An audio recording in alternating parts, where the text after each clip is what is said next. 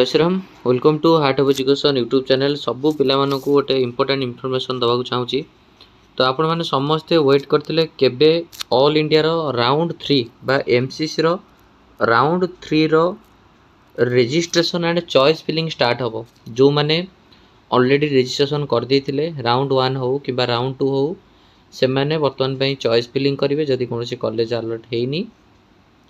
बा जदि कौन पिला कॉलेज अलर्ट राउंड 1 अलर्ट होता सी अपग्रेडेसन मारिक आसला फिजिकाली जो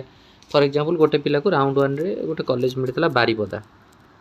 सी तो एमसीसी थ्रू रे बारीपदा मिलता सी जाकि जॉइन कर जॉइन कलापर से पचार तुम अपग्रेडेसन चाहूँ कि सी अपग्रेडेसन एस कहीकि अपग्रेडेसन मारिक आस तेणुक एठी जदि सी ऑल इंडिया राउंड 3 रे जदि अपग्रेडेसन चाहिए ताले एठी आउ थे चॉइस फिलिंग करा पड़ो कॉलेज आड करा पड़ो बुझीपारे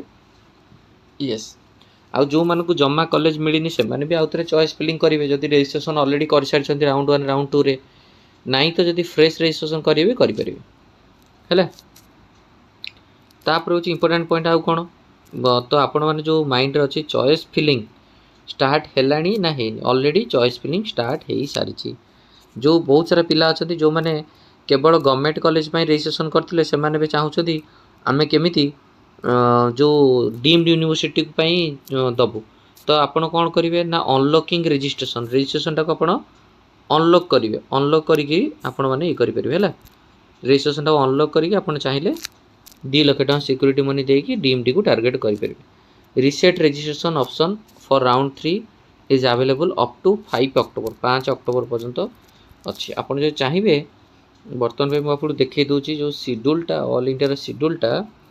से शेड्यूल हिसाब से आपने जानीपर बर्तमान में आपंकर कौ पर्यंत ये जो राउंड 1 आपंकर चलो मुझे देखी दूसरी ये सॉरी राउंड 3 देखो तो एमसीसी राउंड 3 यहाँ राउंड 3 आपर चॉइस फिलिंग ऑलरेडी स्टार्ट हो 5 अक्टोबर पर्यंत चलो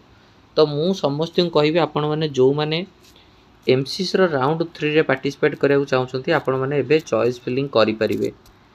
आ सबुठ इंपोर्टेंट पॉइंट ध्यान रखु चॉइस फिलिंग करेंगे बेले मन रखु आपन को जदि कौन कॉलेज अलर्ट होपन से कॉलेज छाड़ी पारे किसी भी असुविधा नहीं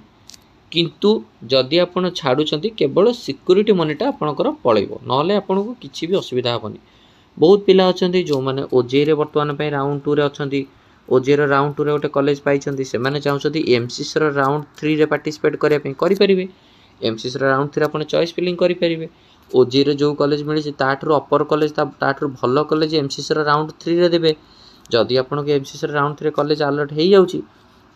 ताहले भी आप कौन करेंगे ना ओजेई रू आप रिजाइन नहीं पारे क्लीयर बुझीपारे जदि आपन को ओजेई राउंड 1 रे आप गोटे कॉलेज पाई एबे चाहूँगी आप एमसीसी राउंड 3 रे पार्टिसिपेट करने ओजेई राउंड 1 रे पार्टिसिपेट करते कॉलेज अलर्ट होता ओजेई सेल जाकि एडमिशन कर एमसीसी राउंड 3 रे पार्टिसिपेट करने येस करेंगे जदि आप कॉलेज अलर्ट हो सीट को रिजाइन आने रिजाइन डेट रे आने पड़ो आपन को ओजेई सेल रू है तेणुक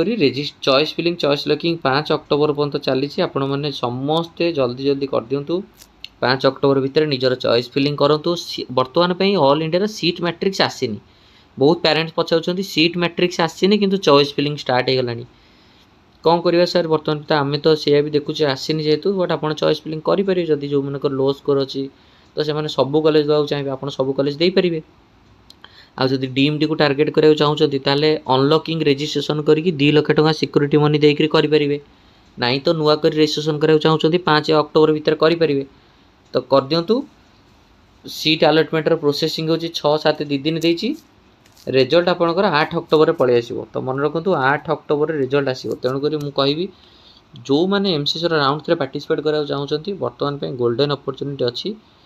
तो आपण मैंने निहात रूप से रजिस्ट्रेशन कर दिंतु आपर ओजेई शेड्यूल